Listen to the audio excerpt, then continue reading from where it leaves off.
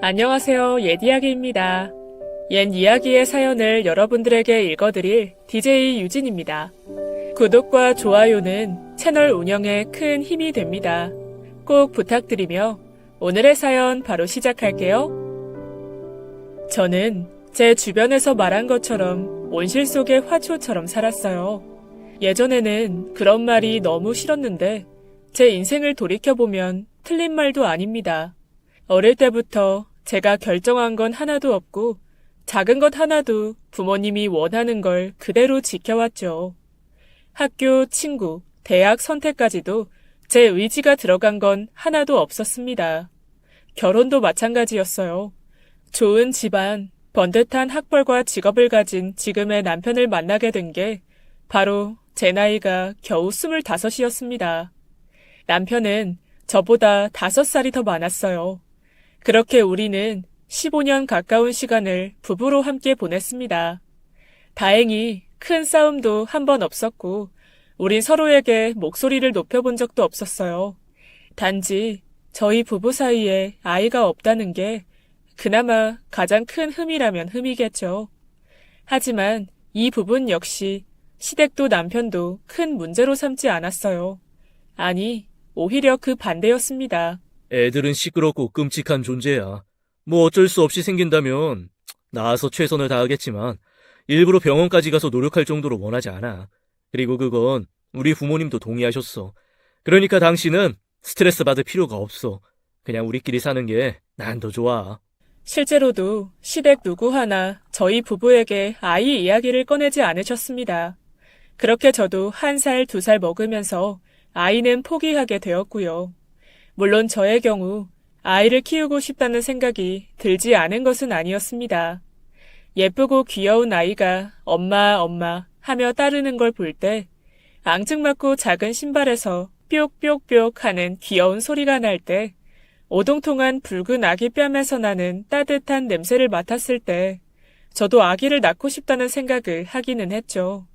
하지만 제가 살아왔던 온실 속의 삶을 아이에게 물려주는 건 싫었습니다. 사실 저에게는 그다지 답답한 삶은 아니었어요. 너무 익숙해져서 아무렇지 않았죠. 하지만 알고는 있습니다. 이게 정상적인 삶은 아니라는 걸요. 결혼 생활에서 지켜야 할 건 딱 3가지가 있었어요. 첫째는 항상 청결할 것, 둘째는 음식은 항상 정갈할 것, 셋째는 몸가짐을 바로 할 것. 이 규칙만 지키면 결혼 생활은 순탄하게 흘러갔어요. 힘들지 않았는지 궁금해하시는 분들이 있겠죠? 근데 제 기준에서는 힘들지 않았어요. 집이 좀 넓긴 해도 도우미 아주머니도 2분이서 일을 해주시고 남편이 남의 손이 닿으면 끔찍해 하는 곳만 제가 관리를 했거든요. 요리도 마찬가지죠. 어린 시절부터 신부 수업을 받아온 터라 누구보다 잘하는 편입니다. 그리고 마지막 부분이 가장 쉬워요. 애초에 집 밖에 나가는 걸 좋아하지도 않고 나가서 할 수 있는 것도 없고요. 사교 모임도 나가는 걸 싫어하는데 어쩔 수 없을 때만 한 번씩 참석하는 편입니다. 이런 제 성격 탓에 남편이 신경 쓰는 건 오로지 자신의 공간의 청결뿐이었죠. 아, 이거 각도가 틀렸잖아. 여기를 닫기 전에 위치를 봐뒀다가 그대로 하면 되는 건데 그 정도도 못해? 알겠어요. 주의할게요. 남편은 극심한 결벽증과 편집증이 있어요. 덕분에 도우미 아주머니도 한 달을 못 버티는 경우가 허다했죠. 그래서 생각보다 제 손이 많이 가는 부분이 청소였고요. 남편은 작은 변화까지도 알아차릴 정도로 정리와 청소에 예민하게 굴었죠. 결혼하고 3년 동안은 아예 저도 손을 대지 못하게 했을 정도였습니다. 전 오랜 시간을 들여 남편이 원하는 부분을 완벽하게 맞추게 되었고 그 뒤로는 모두 제 손을 거치게 되었어요. 그래서 결혼 10주년이 되었을 때부터 남편은 청결 문제로도 더 이상 말을 꺼내지 않을 정도였습니다. 그런데 그런 남편이 어느 날부터 묘하게 달라졌죠. 각도가 벗어난 넥타이며 살짝 구겨진 셔츠, 흙이 묻은 구두굽, 텁텁한 담배 냄새까지 솔직히 다른 사람들이라면 눈치채지 못할 작은 변화이기는 합니다. 그리고 그 정도라면 별거 아니라고 넘기겠죠. 하지만 15년 가까이 남편의 흐트러진 모습을 본 건 손에 꼽을 정도였습니다. 그중 하나가 남편의 아버지, 즉, 제 시아버님이 돌아가셨을 때니 이 변화가 결코 작다고 볼 수는 없죠. 이미 남편과 함께 살다 보니 저도 모르게 그런 미세한 변화를 알아차리는 수준까지 오게 된 모양입니다. 여기에 또 다른 변화가 하나 더 있어요. 바로 휴대폰이에요. 시끄러운 걸 싫어하는 사람이라서 퇴근 후에는 항상 전화를 진동으로 바꿔놓는데 어느 순간부터 벨소리로 되어 있는 경우가 많았어요. 더구나 전화통화는 항상 용건만 간단히 하는 편인데 1시간이 넘도록 통화가 이어지는 날들이 많아졌죠. 그리고 화장실에 휴대폰을 들고 들어가는 횟수가 많은 것도 이상하긴 했습니다. 하지만 제 상상력은 회사에 무슨 일이 있나? 하는 정도였어요. 보통은 바람을 떠올릴 텐데 남편의 성격을 아는 사람이라면 절대로 바람을 피울 수 있는 사람이 아니라고 판단을 내렸을 겁니다. 하지만 그런 믿음을 비웃기라도 하듯 남편은 바람을 피우고 있었던 게 맞았죠. 제가 알게 된 건 지금으로부터 1년 전이었어요. 샤워를 하는 남편이 두고 간 휴대전화가 요란하게 울렸습니다. 물론 전 받지 않았죠. 하지만 뒤이어서 띵띵띵 하는 알림음이 연속적으로 들리더라고요. 그리고 무심결에 제가 휴대폰을 확인했을 때 헐벗은 여자가 해맑게 웃는 사진이 떴죠. 처음에는 눈을 의심했고 음란 광고 사이트인가 싶었어요. 그런데 대화 내용이 있더군요. 너무 사랑해. 나도 너무 보고 싶다. 집은 너무 숨이 막혀. 그럼 이혼하면 되잖아. 언제까지 이렇게 몰래 만나? 조만간 정리할 거야. 보채지 마. 온몸에서 피가 빠져나가는 느낌이 들었죠. 샤워기의 물소리가 뚝 꺼지자 저도 모르게 황급히 휴대폰을 제자리에 뒀어요. 그리고 아무렇지 않은 척 앉아있는데 어색하게 무릎 위에 올려놓은 제 손이 덜덜덜 떨리고 있는 겁니다. 어쩌지? 화를 내야 되나? 아니면 이게 뭐냐고 따져야 되나? 하면서 머릿속은 빠르게 돌아가는데 어떤 결과도 나오지 않은 채 맴맴 돌기만 했죠. 살면서 많은 교육을 받았지만 남편이 바람났을 때 어떻게 해야 하는지에 대해서는 전혀 몰랐어요. TV 프로그램을 보면서 소리를 지르고 싸우는 부부들을 봐왔지만 솔직히 저는 따라할 엄두도 나지 않았습니다. 친구들이 있다면 물어보기라도 할 텐데 아니면 부모님에게 말을 해야 하나 싶기도 했죠. 그렇게 한참을 생각하는데 샤워를 끝내고 나온 남편이 휴대폰을 확인하더니 씩 하고 웃는 모습을 정확하게 봤습니다. 가슴이 쿵 하고 아래로 곤두박질 쳤어요. 토할 것 같았죠. 그리고 남편이 처음으로 더럽게 느껴졌습니다. 이혼? 머릿속에 그 단어가 둥둥 떠다녔어요. 하지만 저 스스로도 알고 있었습니다. 저는 이혼을 하지 못할 거라는 걸요. 제 부모님은 늘 남편에게도 시댁 식구들에게도 미안한 마음을 가지며 살라고 하셨습니다. 그러니까 제가 이혼을 입에 올린다고 해도 아이를 낳아주지 못했으니 남편을 이해하라고 그렇게 말씀하시겠죠. 물론 상상이죠. 하지만 이제까지 부모님을 겪어온 저에게는 확신이 있었어요. 그리고 상상했던 그 발언을 진짜로 듣고 싶지도 않았죠. 남편의 바람이 제 불임으로 정당화되는 게 싫었습니다. 제가 답답하게 느껴지는 분들이 많을 텐데요. 어쩔 수가 없습니다. 저는 이제까지 단 한 번도 혼자 뭔가를 해본 적도 살아본 적도 없었거든요. 바보 같죠? 저도 가끔 이런 제가 답답합니다. 하지만 결국 전 이혼은 할 수 없다. 그렇게 결론을 내렸죠. 그런데 그날 이후로 남편이 전화를 받으러 다른 방에 들어가는 걸 보고 또 화장실에 가면서도 휴대전화를 가지고 들어가는 걸 볼 때마다 가슴 안쪽이 찌르르 하더라고요. 애초에 사랑이 없는 결혼이었기에 괜찮다고 생각했었는데 아니었나 봅니다. 정말이지 제 속을 안쪽 구석부터 무언가가 갉아먹는 느낌이었어요. 어떤 날은 숨조차 쉬어지지 않고 또 어떤 날은 이유도 없이 눈물만 펑펑 났죠. 그렇게 하루하루 흘러가던 어느 날 가장 먼저 제 곁으로 다가온 건 도우미 아주머니였어요. 사모님, 안색이 너무 안 좋으세요. 바로 이 한마디였죠. 그분은 저희 집에서 가장 오래 일한 분이었는데 솔직히 이제까지 대화다운 대화는 몇 마디 섞어보지 못했어요. 이제까지 저희 집을 거쳐간 다른 분들보다 말수가 적은 분이었기에 더욱 그랬습니다. 늘 묵묵히 어딘가를 치우고 청소하는 모습만 봤었죠. 단 한 번도 쉬는 모습을 본 적이 없었던 분이 말없는 제 곁으로 와서 제 손을 꼭 잡아주며 병원에 가야 되는 거 아니냐고 하고 다시 물었을 때 저는 와르르 무너지는 느낌을 받았습니다. 그리고 주책 없이 눈물을 흘렸어요. 그분은 당황했지만 이내 고개를 끄덕이며 제 등을 연신 쓰다듬어 주셨죠. 그 손길이 얼마나 따뜻했는지 몰라요. 지금도 떠올리면 왈칵 눈물이 날 정도였습니다. 저는 저도 모르게 그분에게 남편이 바람을 피우는 걸 털어놨어요. 말을 이어가면서도 제 스스로가 얼마나 한심했는지 모릅니다. 이 나이를 먹고도 이런 이야기를 털어놓을 친구가 하나도 없구나.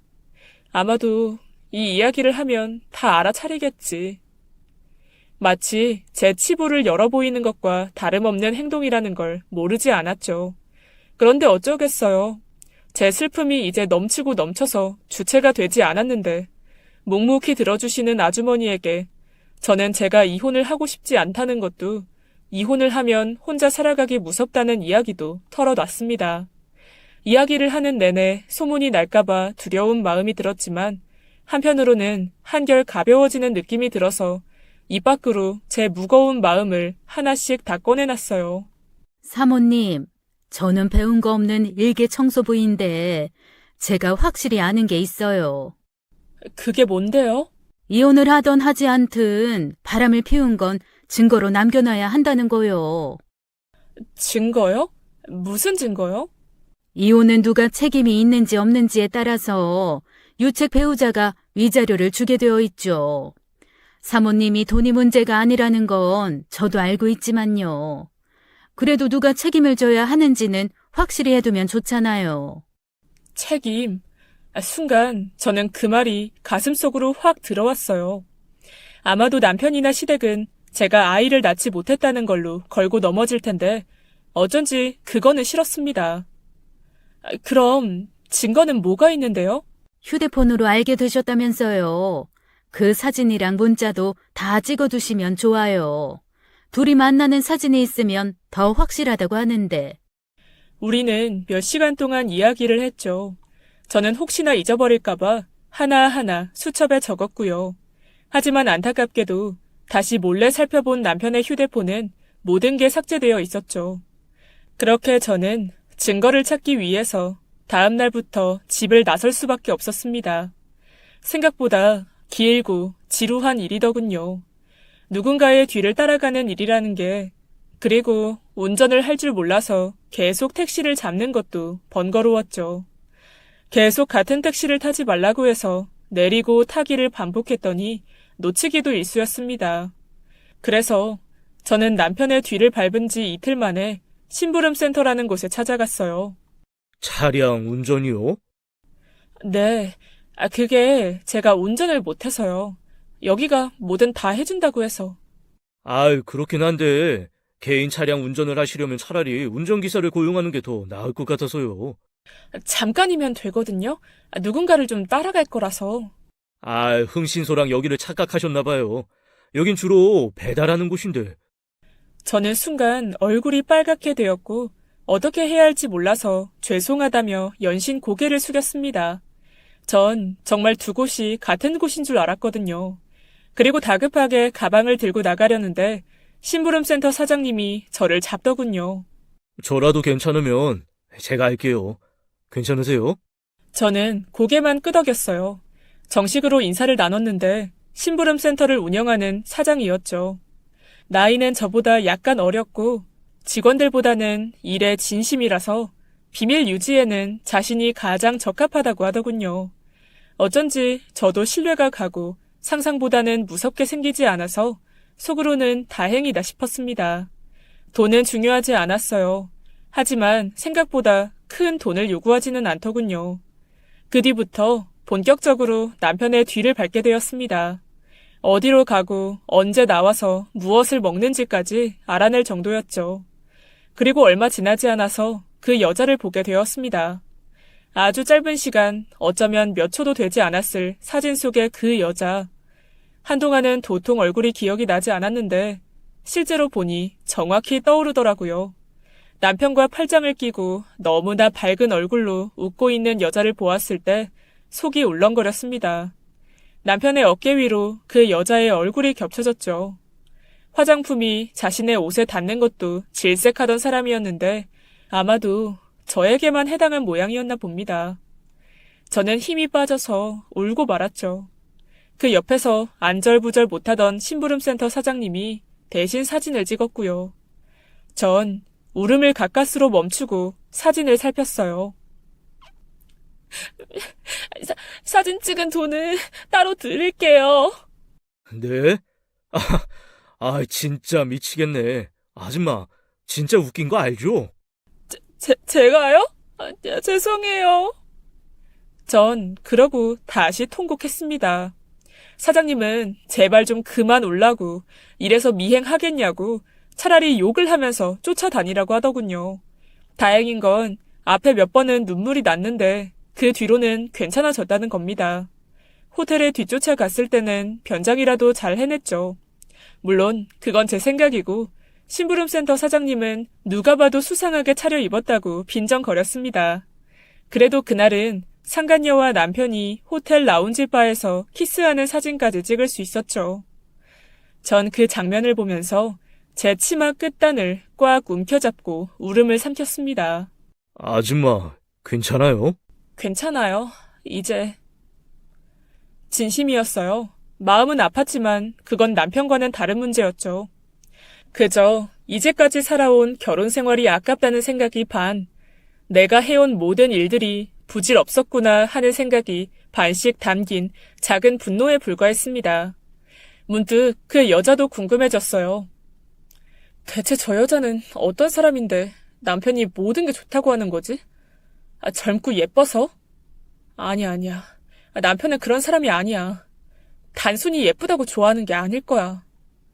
그리고 심부름센터 사장님에게 그 여자를 쫓아다니는 걸 조금만 더 함께 해달라고 말했죠. 이상하게 생각할 줄 알았는데 생각보다 흔쾌히 알겠다고 하더군요. 모르긴 몰라도 심부름센터 사장님은 돈 때문이 아니라 제 반응이나 행동이 아주 재밌어서 그냥 함께 다니는 것 같았습니다. 장난인 건 알지만 한 번씩 기분 나쁠 때가 있을 정도로 저를 신기한 동물 보듯이 하곤 했죠. 운전도 못하는 게 이상하다. 떡볶이를 안 먹어본 게 이상하다. 컵라면도 먹어본 적이 없는 건 충격이다. 이러면서 놀라고 혼자 뭐가 좋은지 껄껄 웃으면서 제가 먹어보지 않은 음식을 잔뜩 사오곤 했습니다. 상간녀는 작은 회사에 격리를 하고 있었어요. 나이는 대략 30대 초중반. 그녀는 매일 7시 40분쯤에 출근길에 나서고 빠르면 5시, 늦으면 8시에 퇴근을 했는데요. 솔직히 이 부분이 의아했습니다. 남편의 능력이라면 충분히 그 여자가 여유롭게 살도록 해줄 텐데 어쩐 일인지 차도 없고 집 역시도 월 50씩 내고 있더라고요. 집은 경기도 일산 쪽의 한 오피스텔이었는데 맨 아래층은 편의점이 있고 외관으로 봐도 한 층에 대략 5가구 이상이 사는 것 같았습니다. 또 그 여자는 꼴초였어요. 잠복해 있는 1시간 동안 담배를 한 5개는 피러 내려왔어요. 남편의 옷에서 나던 담배 냄새에 이유를 알아낸 것이죠. 한참이나 그 여자가 내뱉는 담배 연기를 보는데 담배 그거 어때요? 하고 심부름센터 사장님에게 물었습니다. 그 사람은 말없이 저에게 본인의 담배 하나를 들려줬죠. 차에서요? 제가 묻자 그 사람은 어깨를 으쓱 하는 것으로 대답을 대신했어요. 그래, 뭐 어때? 나도 한번. 눈을 딱 감고 불을 붙였죠. 그런데 아무리 해도 불이 붙지 않더라고요. 한참을 씨름하는데 심부름센터 사장님이 빵 하고 웃음이 터졌습니다. 담배에 불도 못 붙이면서 무슨 담배를 피우냐고 입으로 공기를 빨아들이는 동시에 불을 붙여야 한다고요. 전 비웃음에도 꿋꿋하게 담배에 불을 붙이는 걸 성공했지만 캑캑거리면서 담배를 조수석 바닥에 떨어뜨렸고 심부름센터 사장님은 놀라서 제 자리까지 넘어와서 불을 껐죠. 너무 가까워서 잠깐 어색한 정적이 있었는데 결국 저희 둘 다 웃음을 터뜨렸습니다. 그렇게 한참을 웃다가 알았어요. 이렇게 웃어본 게 오래되었다는 건 말이죠. 문득 이제 이 짓을 그만둬야겠다는 생각이 들었습니다. 이제 그만하는 게 좋을 것 같아요. 그럼 이혼하는 건가? 아니요. 그건 잘 모르겠어요. 잠깐 분위기가 무섭게 가라앉았지만 이내 참참, 그럼 우리 축배라도 들까요? 아이, 좀만 기다려요, 아줌마. 하며 차량 밖으로 나가더라고요. 지인한 썬팅 차량 뒤로 사라지는 모습을 보고 있는데 거의 동시에 담배를 피던 그 여자가 어디론가 급하게 가는 겁니다. 무슨 일이 터졌는지 급하게 가다가 넘어지기까지 하는 걸 보고 전 저도 모르게 차에서 내려 뒤를 쫓았어요. 골목 안쪽으로 들어가는 모습을 보고 저도 생각 없이 따라 들어갔는데 차량 한 대가 너무 빠르게 골목길에서 빠져나오는 겁니다. 죽을 뻔했네. 아니 무슨 골목길에서 저렇게 빨리 달린다? 하고 생각했죠. 그런데 시선을 돌리고 보니 그 골목길에 여자가 누워있는 거예요. 남편의 상간녀, 바로 그 여자가요. 아, 뺑소니구나. 라는 생각이 들어서 심장이 벌떡벌떡 뛰었습니다. 뒤늦게 이성을 찾고 방금 빠져나간 차량의 번호를 기억해내서 빠르게 가지고 있던 수첩에 적었죠. 그리고 119를 불렀습니다. 전 구급대원의 지시에 따라 여자의 상태를 살폈는데 외관상으로는 크게 다친 곳은 없는 듯했어요. 하지만 뇌출혈이 있을 수도 있기 때문에 구급대원은 사고 현장에서 함부로 이동시키지 말라고 하셨죠. 그래서 골목으로 들어오려는 차량을 온몸으로 막으면서 현장을 지켰습니다. 당황스럽죠. 저도 일이 이렇게 될 줄은 몰랐고 솔직히 그 당시의 상황이 너무 어이가 없었어요. 그래도 사람이라면 누구나 그렇게 했을 겁니다. 얼마의 시간이 흘렀을까요? 그 여자가 눈을 떠서 저를 보더군요. 저는 당황해서 얼른 얼굴을 가렸죠. 그런데 그 여자가 제 손을 꽉 잡고 놔주지 않는 겁니다. 얼마든지 뿌리칠 수는 있었는데 전 그러지 못했고 구급대원이 그 여자를 데려가기 전까지 손을 잡아줬죠. 뒤에 이어 순찰차도 오더군요. 전 상황을 설명했습니다. 그리고 제가 적어둔 번호를 수첩에서 찢어서 건네드렸죠. 함께 경찰서로 가시길 원했지만 저는 완강히 거부했습니다. 그렇게 다시 돌아온 차 안에서는 무알콜 맥주와 오징어를 사들고 온 심부름센터 사장님이 뚱한 표정으로 있었죠. 정신이 들었을 때 일어났던 일을 이야기했는데 아니나 다를까 저를 바보라고 놀리더군요. 그 일이 있은 후 얼마간은 아무 일도 없는 것처럼 흘러갔어요. 한 가지 달라진 게 있다면 제 마음이었습니다. 커다랗고 차가운 집에 있는 게 갑갑하다는 생각이 난생 처음으로 들었거든요. 참 이상한 일이죠. 빈정거리는 게 듣기 싫었던 심부름센터 사장님도 잘 지내시는지 궁금했고 입금은 했는데 연락이 없어서 어쩐지 서운하기까지 했습니다. 그래서 도우미 아주머니와 함께 시장도 가고 저 혼자서 쇼핑도 하러 나갔어요. 그때는 뭐든 하지 않으면 우울한 생각이 저를 완전히 삼킬 것만 같았습니다. 외출하는 게 나쁘지는 않았어요. 그런데 하필이면 그 장소가 문제였죠. 제가 가본 곳이라고는 며칠 동안 남편과 상간녀 뒤를 쫓은 곳이 전부였잖아요. 그게 습관이 된 건지 제가 정말 누구 말처럼 바보라 그런 건지 그곳으로 갔죠. 저기요, 맞죠? 그때 그분. 저 구해주고 손잡아줬던 그분. 전 정말 놀라서 심장이 입 밖으로 튀어나올 것 같았습니다. 아니라고 짧게 말하고 돌아서는데 저를 잡고 놔주지를 않았어요.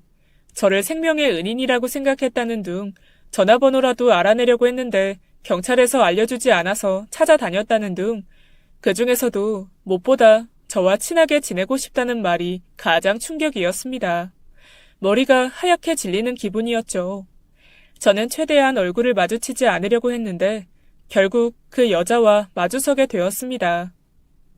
가지런한 치아, 어깨까지 부드럽게 웨이브진 길고 풍성한 머리카락, 옅은 화장, 옆으로 길게 뻗은 커다란 눈, 배꼽이 살짝 보이는 상의에 찢어진 청바지를 입고 있었죠. 예쁘더군요. 어느 한 부분을 꼬집을 수도 없을 정도로 매력적인 여자였습니다. 때문에 제가 입은 명품 옷이 초라하게 느껴졌어요. 수수하게 무릎 밑으로 떨어지는 치마, 굽낮은 신발, 고급스러운 화장까지도 무색하게 만들었죠. 저를 모르는 듯 했습니다. 그걸 확신했을 때 저는 더 이상 얼굴을 숨기려고 하지 않았어요. 물론 이름도 나이도 모두 다르게 말했습니다. 50이요?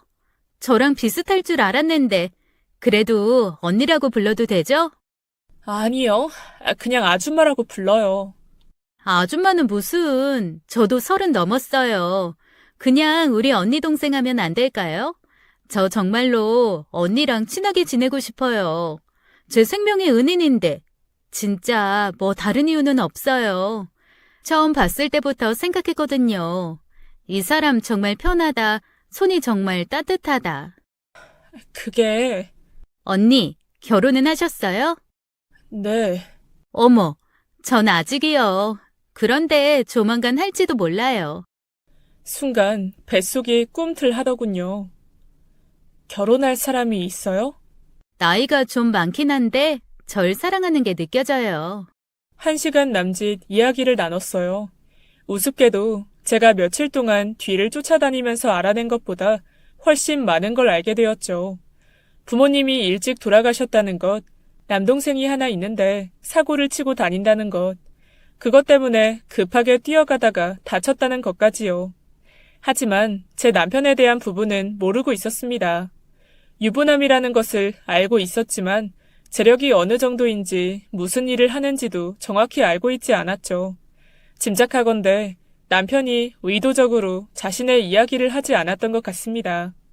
남편 이야기를 듣는 내내 속이 거북했지만 참았어요. 그리고 한 가지 방법이 떠올랐죠. 이렇게 아무것도 모르고 있을 때 둘 사이를 갈라놓는 게 좋다고 생각했어요.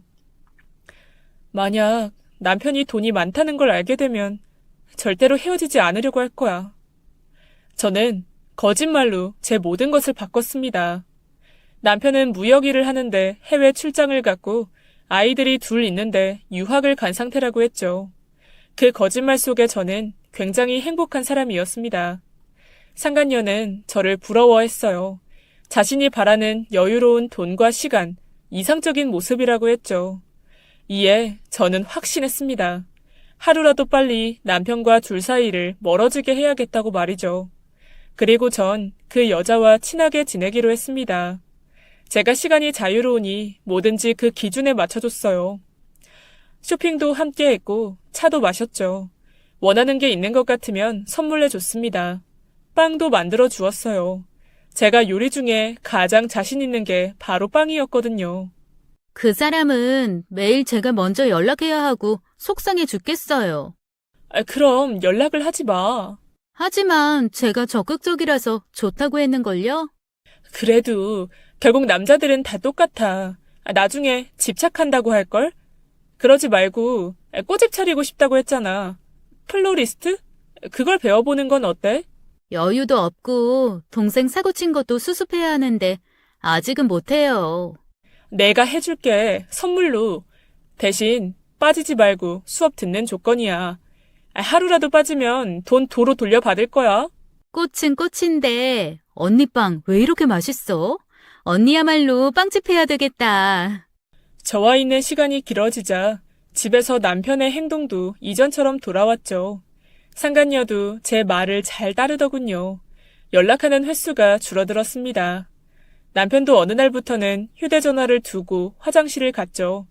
그 사이에 오는 연락은 모두 제가 지워버렸고요. 차단도 걸어놨죠. 이런 짓을 하고 있으면 제 스스로가 너무 나쁘다는 생각도 들었지만 전 제 가정을 지키고 싶었어요. 그래서 저는 더 상간녀와 오랜 시간을 보냈어요. 양심의 가책인지 미움인지 이상한 감정들이 제 속에서 부글거렸지만 제가 할 수 있는 최선이었으니까 말입니다. 문제는 생각보다 즐거웠다는 거죠. 세상은 생각보다 할 게 많더라고요. 사주 카페라는 곳도 가봤고 타로점을 보는 곳도 가봤죠. 아, 그리고 고양이 카페라고 가보셨나요? 남편이 동물 털을 싫어해서 제가 좋아하는데도 키우지 못했는데 차를 마시고 있으면 고양이들이 우글우글 몰려오는 곳이랍니다. 그리고 더 이상 백화점 쇼핑은 싫다며 상간녀가 저를 데려간 곳은 동묘시장이었는데요. 그곳에서 제 옷을 직접 골라주고 사주기까지 했죠. 먼지가 풀풀 날리는 옷이 가판에 널려 있었는데 이 사람 저 사람 손을 타서 남편이 질색하는 상상을 했죠. 근데 그게 또 묘하게 복수하는 느낌이 들었습니다. 거기다 저와 절대로 어울리지 않을 거라고 생각했는데 의외로 일반 티셔츠에 청바지가 얼마나 편했는지 몰라요. 우린 정말로 점점 가까워졌습니다. 정신 차리고 보면 내가 지금 뭘 하고 있는 거지? 하는 생각이 들 정도였죠. 왼쪽 어깨 뒤에 작은 문신도 생겼습니다. 그것으로 멈추지 않았어요. 전 스케이트보드도 배웠죠. 아, 여기에 또 하나.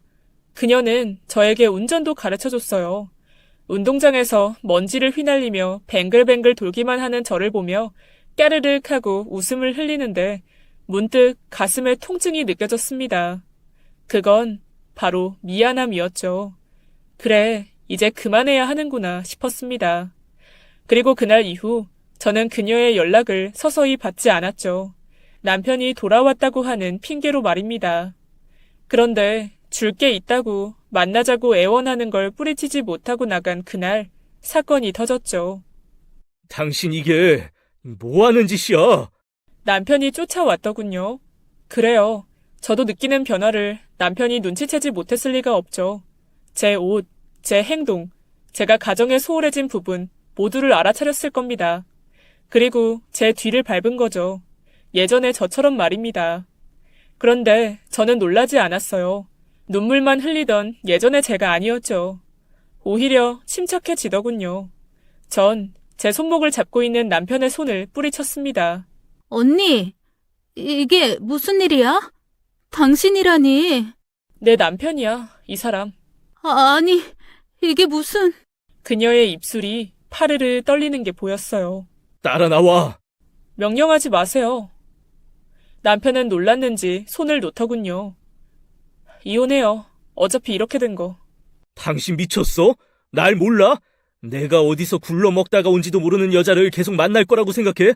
이혼 절대로 못해. 아니, 안 해. 충격에 빠진 상간녀의 얼굴이 마지막 기억입니다. 저는 정신을 차리고 보니 집에 와 있었죠. 그렇게 일주일이 흘렀을 때쯤 모든 게 제자리로 돌아가는 느낌이 들었습니다. 남편은 저에게 잘했고 저도 기계처럼 이전에 하던 일을 해냈죠. 하지만 제가 빈껍데기가 된 것 같은 기분은 여전했어요. 이따금 상간녀와 함께 놀던 일을 떠올리면서 피식 웃음이 새어나오기도 했죠. 공허했습니다. 그래요. 솔직하게 말해서 그녀가 그리웠어요. 그리고 남편의 휴대폰이 다시 울린 그날 비밀번호로 단단히 잠겨있다는 사실을 알았죠. 이렇게까지 했는데도 전 화가 나서 늦은 밤인데도 가방을 챙겨 나왔어요. 그리고 상간녀의 집으로 바로 향했죠. 이상하게도 문이 열려있더군요. 방 안에 들어가 보니 이불 위에 곱게 차려입은 그녀가 누워있었죠. 아무리 흔들어도 일어나지 않아서 불길한 예감이 들었습니다. 화장대 쪽을 살펴보니 빈 약통이 하나 있더군요. 수면제였죠. 다급하게 119를 불렀고 응급실로 실려가 위세척을 해야 했습니다. 다행히 큰 이상이 없을 거라는 말과 함께 다리에 힘이 풀렸어요. 전 그녀의 휴대폰을 들여다봤습니다. 보호자에게 연락을 해야 한다는 생각도 했지만 솔직히 궁금하기도 했거든요. 문자 내역에 제 남편은 없었어요. 아니, 오히려 차단이 되어 있었죠. 사진첩에는 온통 저와 찍은 사진뿐이었고 문자는 돈 이야기밖에 없는 동생과 은행에서 온 빚 독촉, 카드사에서 연체 문자만 가득하더군요. 고단했습니다. 그걸 하나하나 읽으면서도 그녀가 뭘 느꼈을지 짐작이 되었죠. 일단은 남동생에게 연락을 했고 놀라서 달려왔더군요. 그렇게 사고를 치더니 자신의 누나가 몹쓸 짓을 했다는 말에 놀라기는 했는지 엉엉 우는 모습이 꼭 어린아이 같았습니다. 그 뒤에 저를 보기 싫다고 하는 상간녀에 병간호를 했어요. 저에게 물건도 던지고 욕도 하곤 했지만 상관없었습니다. 가! 제발 가라고! 내 눈앞에서 사라지라고! 태어날 때까지만 있을게. 왜 그러는 건데? 나한테 왜? 나도 몰라. 나 그냥 몰라. 언니가 자꾸 그러면 내가 미안해지잖아. 언니가 내 눈앞에 있으면 내가 했던 말, 내가 언니 남편이랑 했던 말 자꾸 떠오른단 말이야. 내가 나쁜 년인 게. 그녀는 결국 제 앞에서 펑펑 울음을 터뜨렸습니다. 저도 눈물이 났죠. 미안함, 죄책감들이 뒤섞여서 눈물이 되어 떨어지는 느낌이 들었습니다. 그리고 그녀가 퇴원하는 날, 저는 이혼을 결심했어요. 이유는 단순했습니다. 더 이상 그 큰 집에 들어가기 싫었거든요. 언니, 나 좋은 생각이 있어. 저희는 집으로 몰래 들어갔습니다. 남편이 없는 시간이기에 상관은 없는데 못된 짓을 하려니까 양심에 찔리더라고요. 그런데 올 시간이 아니었던 도우미 아주머니 두 분이 계시는 겁니다. 전 너무 놀랐죠. 이유를 물어보니 오래 일하셨던 아주머니 말고 새로 온 분이 그만두겠다고 상의를 하러 온 거였습니다. 아무래도 남편의 기준을 맞추려니 스트레스를 받았던 것 같아요. 그래서 전 일단 있는 돈을 털어주고 수고하셨다고 집에 보냈죠. 사모님, 그럼 한 명 더 뽑아야 할까요? 제가 아는 사람이 있는데. 아니요, 그럴 필요 없어요. 저 이혼할 거거든요. 그리고 전 계획을 말해줬죠. 묵묵히 듣던 아주머니는 함께 온 여자가 상간녀라는 사실에 눈을 번득이며 그녀의 등짝을 한 대 때리고는 저도 그만둘래요. 사모님 안 계시면 이 집은 절대 관리 못해요. 하더군요. 그리고 저희는 시작했습니다. 남편의 서재가 첫 번째 목표였죠. 목장갑을 비장하게 끼고 들어가서 모든 물건의 위치를 바꿨죠. 하지만 상간녀는 고개를 저으며 골프채를 집어오더군요. 그리고 정말 박살을 내버렸습니다. 그간 쌓인 게 많았는지 도우미 아주머니도 제대로 하시더군요. 칫솔을 변기에다 박아놓고는 음식물 쓰레기를 들고 와 서재에 골고루 뿌렸죠. 다른 곳도 손을 볼까 했는데 괜히 일하시는 아주머니들을 부를까봐 남편이 자신의 손이 아니면 절대로 맡기지 않는 그런 공간만 하기로 했습니다. 그 뒤에 침실에서 베개 싸움을 한참을 하는데 깃털이 휘날렸어요. 스트레스가 확 풀리는 느낌이 들었습니다. 제가 정확히 본 건 아니지만 아마 그날 남편은 뒤로 넘어갔을 겁니다. 아주 높은 목소리로 비명을 질렀을지도 몰라요. 혼자 그걸 치우고 닦으면서 몇 번이나 몸서리를 쳤을까 떠올리면 통쾌합니다. 하지만 의외로 그걸 보고도 이혼은 하지 않겠다고 남편이 버텼죠. 심지어는 소송까지 불사하겠다고 했고 일이 길어질 줄 알았어요. 얼마 뒤 이혼 소식을 들은 저희 부모님이 저희 집에 찾아왔습니다. 화가 잔뜩 난 얼굴로 걸어오시는데 아차 싶더군요. 솔직히 저에게 그것도 참지 못하냐고 한 소리를 할 줄 알았는데 의외로 어머니가 남편의 뺨을 때려 주었습니다. 너 따위가 감히 내 딸을 두고 바람을 펴? 내가 결혼시킬 때 말했지. 바람은 절대로 안 된다고. 당장 이혼해. 하지만 장모님, 저 사람 없으면 안 됩니다. 아버님 말려주세요. 내가 널 이 자리에서 죽이지 않은 것만으로도 다행으로 알아. 내가 다 알아봤다. 이 자네 오래전에 정관 수술했다며. 그래 놓고 애가 없어도 행복해? 불임도 상관없어. 잘도 그런 소리를 짓거려. 내가 그것 때문에 우리 애 시집 보내고도 죄인처럼 살았는데 내가 그걸 일찍 알았으면 바람이고 뭐고 진즉에 이혼시켰어. 혼외 자식 생겨서 재산 문제 생길까봐 묶어두고 감히 내 딸한테 불임. 이 쓰레기 같은 새끼. 남편은 제 아버지에게 주먹으로 맞았어요. 그리고 두 분은 저를 안아주셨죠. 고생했다고, 몰라서 미안했다고 하시면서요. 눈물이 울컥 나왔습니다. 양가의 집안에서 나서주신 덕분에 이혼은 협의 이혼으로 마무리됐고 다시 집으로 들어오라는 부모님의 말은 따르지 않았어요. 이제 저도 아닌 건 아니라고 말을 할 수 있게 되었습니다. 잔잔하게 흐르던 제 삶에 있어 가장 큰 변화가 있었다면 그거였던 것 같아요. 싫다, 아니다, 내가 알아서 하겠다. 그렇게 전 막대한 위자료로 상가 건물을 나란히 2채 샀습니다. 1층에 각각 꽃집 그리고 빵집을 열었죠.